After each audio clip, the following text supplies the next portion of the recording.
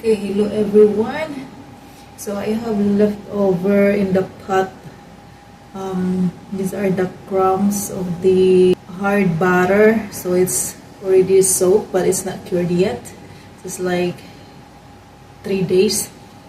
So let's see. This one is the Milky Glora and Milky Kojic.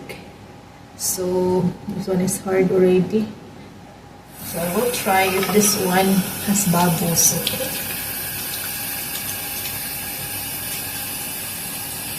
Oh, look at that. So it's not a whole lot of bubbles because, you know, just few days. It should be cured in 4 weeks, 4 to 6 weeks.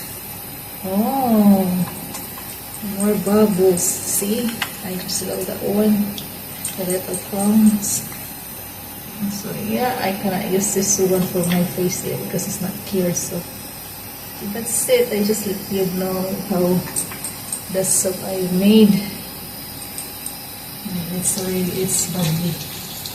Okay, that's it.